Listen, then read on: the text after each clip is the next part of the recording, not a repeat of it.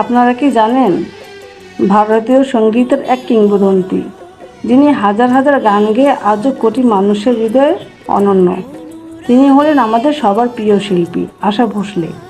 1933 সালে জন্ম নেওয়া আশা ভোসলে তার ক্যারিয়ারে গেয়েছেন 12,000-এরও বেশি গান।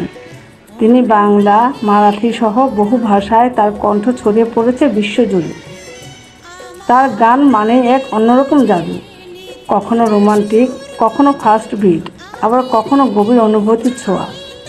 পিয়া তো আপ তো আজা, দম মারো দম, এমন অসংখ্য হিট গান তাকে করেছে অমর।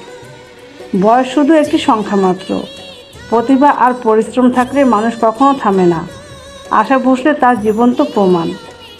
আপনারা যদি এমন আরও ভিডিও দেখতে চান তাহলে অবশ্যই ফলো করুন আমার পেজটি এবং ভিডিওটি শেয়ার করে সবার মাঝে ছড়িয়ে দিন।